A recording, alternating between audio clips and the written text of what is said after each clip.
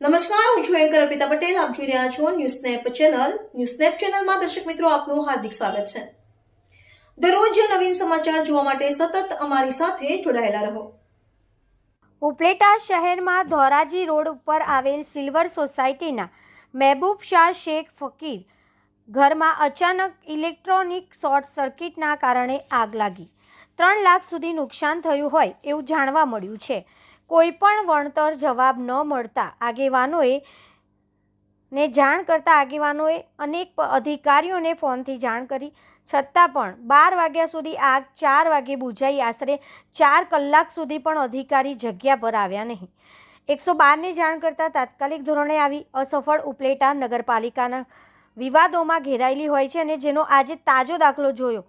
ઉપલેટામાં રાતના સમયે મકાનની અંદર આગ લાગતા નગરપાલિકાને જાણ કરતા આશરે 2 કલાક પછી નગરપાલિકાએ ફાયર બ્રિગેડને મોકલી, પણ ફાયર બ્રિગેડમાં અચાનક કોઈ ખામી આવી જતા તાત્કાલિક ભાયાવદર ફાયર બ્રિગેડને જાણ કરવામાં આવી અને ત્યાંથી ફાયર બ્રિગેડ મંગાવવામાં આવેલ અને રાતના આશરે 3:30 થી 4 વાગે આગને કાબૂમાં લેવામાં આવી, જેમાં કોઈને જાનહાનિ નથી થઈ અને ઘરની સામગ્રી લાખો રૂપિયાનું નુકસાન થયું હોય. અને એક જાગૃત નાગરિકે નગરપાલિકાના ચીફ ઓફિસરને ફોન કરતા રજૂઆત કરવામાં આવી, ત્યારે નગરપાલિકાના ચીફ ઓફિસર પોતપોતાના મનમાની કરતા હોય તેવી રીતે અસંતોષપૂર્વક જવાબ આપતા અને એમ કહેતા કે તમારે જે થાય તે કરી લો, આવા શબ્દોનો ઉપયોગ કર્યો. તો શું આ કાયદાના રક્ષણ માટે પોતે જ કહી દે ને ભક્ષકો બની રહ્યા છે, તે બેઠા છે, તે પબ્લિકની સેવા માટે છે, તે પોતાની મનમાની ચલાવી રહ્યા હોય તેવું દેખાઈ રહ્યું છે. આજે ગરીબ માણસની ઘરે કોઈ જાનહાનિ થઈ હોય તો શું ચીફ ઓફિસરને જાનહાનિ તેમના સભ્યોની પૂરી કરી શકત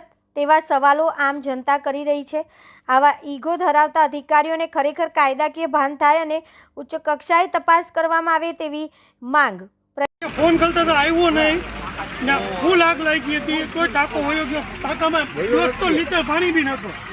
અત્યારે આગ ચાલુ જ છે ને વાયવાળાની તકલીફ બહુ પડી છે, કાંઈ કરી નથી નગરપાલિકા વાળાએ. 1.5 કલાકથી હું ફોન કરતો ને કોઈ આવ્યો નહીં. 1.5 કલાકથી ધોરાજીથી પોલીસ આવી જાય પણ અહીંયાથી કોઈ આવ્યો નથી.